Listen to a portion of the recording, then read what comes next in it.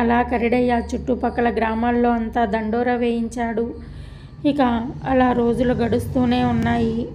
ఇది ఇలా ఉండగా మైలవరం అనే గ్రామంలో సుశీలమ్మ అనే వృద్ధురాలు ఉండేది. సుశీలమ్మకు 2 కొడుకులు. పెద్దవాడు భీముడు, చిన్నవాడు రాముడు. భీముడుకు పెళ్ళై 3 ఏళ్ళు అవుతుంది. భీముడు భార్య సువర్ణ చాలా అత్యాసపరురాలు. సుశీలమ్మ కొడుకు రాముడు చాలా మంచివాడు, అమాయకుడు. అన్నా వదినలు ఏ పని చెప్పినా మారు మాట్లాడకుండా చేసేవాడు. ఇక భీముడు ఒక్క పని కూడా చేసేవాడు కాదు. అలా ఒకరోజు, ఏమయ్యా? అబ్బా, ఏంటి అంత వినసొంపుగా పిలిచావు? యాలాకోలాలు చాలు కానీ నీకెన్నిసార్లు చెప్పాలి ఈ దిక్కుమాలిన సంతని ఇంటి నుండి పంపేయమని? ఏంటే నీ గోల? ప్రశాంతంగా ఉండనీయవా నన్ను? అయినా పొద్దున్న లేచిన కాడి నుండి ఏదో ఒక పని చేస్తానే ఉంటారు కదా, ఇంకా ఏంటి నీ బాధ? బాధే, కానీ ఆ బాధే నీకు మాత్రం అర్థమై సావట్లేదు. ఏం చెయ్యను? ఏంటి ఆ బాధ చెప్పు ఒకసారి. ఏం చెప్పినా అర్థమై సావట్లేదు ఈ మట్టి బుర్రకి.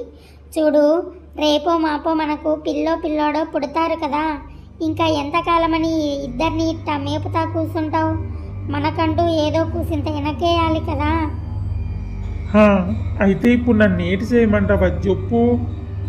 నువ్వేటి చేస్తావో ఏంటో నాకు తెలియదు. ఈ దిక్కుమాలిన సంతని ఇంటి నుండి గెంటేసేయి. ఏంటి ఏం మాట్లాడుతున్నావు? మతిగాని పోయిందా ఏంటి?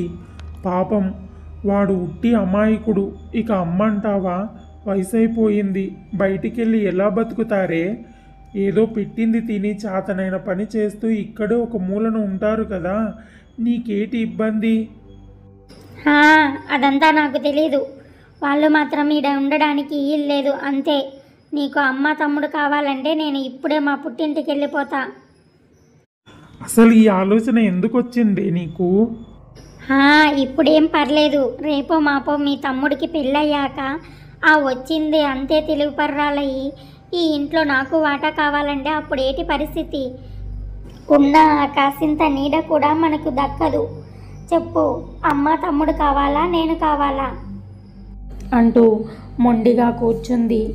ఇక సరేలే, నేనేదో ఒకటి చేస్తాను కానీ ముందొచ్చి పడుకో.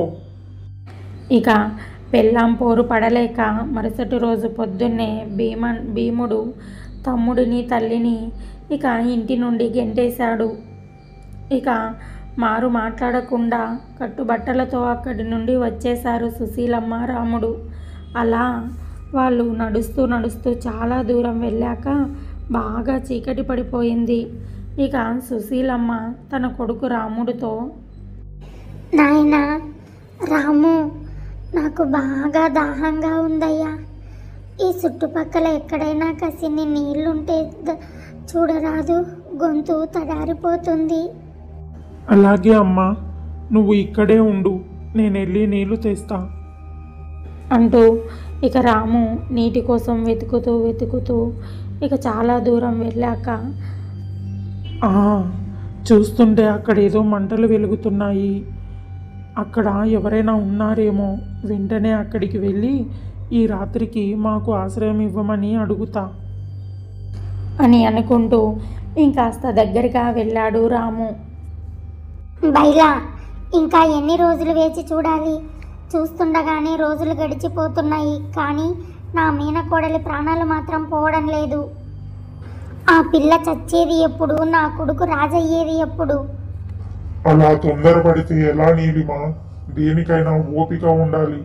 ఆ జమీందారు కూతురు ప్రాణాలు రేపటితో గాల్లో కలిసిపోతాయి. రేపు అమావాస్య, గుర్తుంది కదా? నిజమా బైలా? నిజమా మీరు చెప్పేది? ఇక నా కోరిక నెరవేరబోతుందన్నమాట. రేపటితో నా కోరిక నెరవేరబోతుందన్నమాట. మా అన్నయ్య కూతురు చస్తే కూతురు మీద దిగులుతో అన్నయ్య పిచ్చివాడైపోతాడు. ఇక చూడారం గ్రామ జమీందారుగా నా కొడుకే అవుతాడు, నా కొడుకే అవుతారు. మరీ అంతలా సంబరపడిపోకు, ఇంకో ప్రమాదం పొంచి ఉంది. మనం అనుకున్నది అనుకున్నట్లుగా జరగాలంటే రేపు అమావాస్య గడియలు ముగిసేదాకా నీ మేనకోడలి మెడలో నేనిచ్చిన బాణమతి ప్రయోగం చేసిన ఆ నగ ఎట్టి పరిస్థితుల్లో తీయకూడదు. లేదంటే లేదంటే లేదంటే ఏంటి బైలా, చెప్పు. నేను ఆ ప్రయోగంలో నీ చేతికున్న ఉంగరాన్ని కూడా ప్రయోగించాను. ఒకవేళ ఏ కారణం చేతనైనా ఆ నగని నీ మేనకోడల మెడ నుండి తీసేస్తే వెంటనే ఆ ప్రయోగం వికటించి నీ ప్రాణాలు పోతాయి. జాగ్రత్త. అయ్యో బైలా, మీరు దాని గురించి ఏమీ చింతించకండి. ఎందుకంటే అసలు ఎవ్వరికీ అనుమానం కూడా రాదు విషయమంతా ఆ నగలోనే ఉందని. ఇంకెంతో కాలం కాదు కదా, కేవలం ఒక్కరోజే, ఒకే ఒక్కరోజు నా కొడుకు రాజైపోతాడు, జమీందారైపోతాడు. ఇక ఇదంతా దూరం నుండి చాటున నిలబడి చూస్తూ ఉన్నాడు రాముడు. ఇక తెల్లవారగానే, అన్నా, ఇక్కడ జమీందారు గారు కరిడయ్య గారి ఇల్లెక్కడా? అలా అందరినీ జమీందారు గారి ఇంటికి దారిని అడుగుతూ ఇక జమీందారు గారి ఇంటికైతే చేరుకున్నాడు రాము. రాము, నువ్వు ఏం చేస్తున్నావు నాయనా? మనం ఇక్కడికి ఎందుకు వచ్చాము? అమ్మా, జమీందారు గారి కూతురికి ఏదో జబ్బు చేసిందట. దాన్ని నయం చేసే వాళ్ళకి 1000 బంగారు నాణాలు బహుమానంగా ఇస్తారంట. అవును, అయితే నువ్వేమీ వైద్యుడివి కాదు కదా నాయనా, మరి ఎలా నయం చేస్తావు? అమ్మా, ఒకవేళ నయం చేస్తే ఆ బహుమతితో మన కష్టాలన్నీ గట్టెక్కుతాయి కదమ్మా. సరే, ముందైతే జమీందారు గారిని కలుద్దాం. పద, లోపలికి వెళ్దాం అంటూ ఇద్దరు కలిసి లోపలికి వెళ్ళారు. ఇక లోపల జమీందారు గారి చుట్టూ చాలామంది గుమిగూడారు. ఏంటి, మీరెవ్వరూ నా కూతురి ప్రాణాలు కాపాడలేరా? ఇన్ని రోజులవుతుంది, ఏ మార్పు తీసుకురాలేకపోయారు? ఇక రాము మధ్యలో కలగ చేసుకొని, అయ్యా, నేను మీ కూతురి జబ్బును నయం చేస్తాను.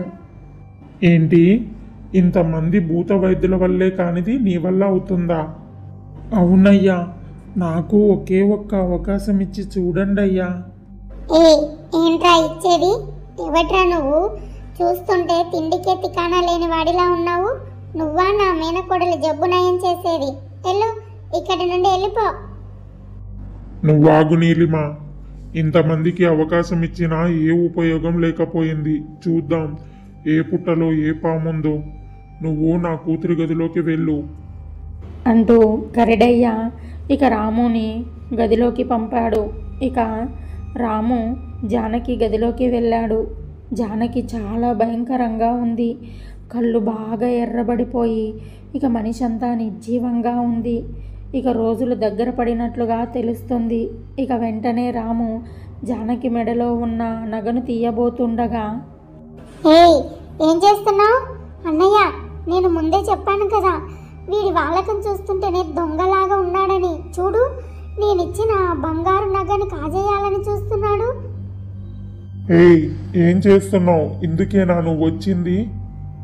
అయ్యా, ఒక్కసారి నేను చెప్పేది వినండి అయ్యా.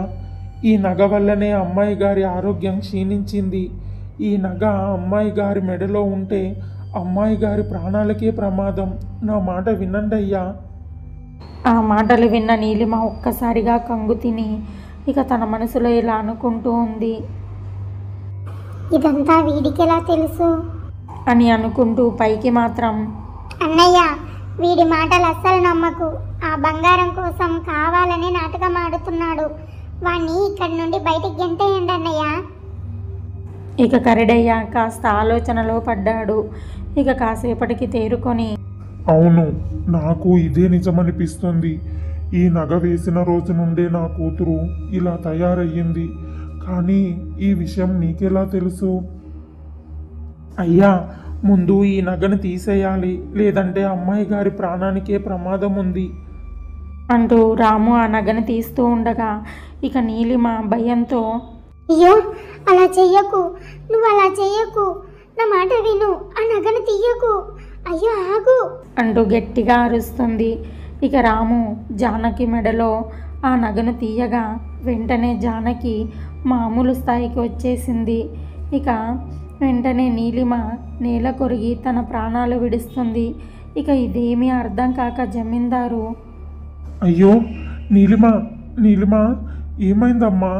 నీలిమ, క్షమించండి అయ్యా, ఇదంతా మీ చెల్లిగారే చేశారు.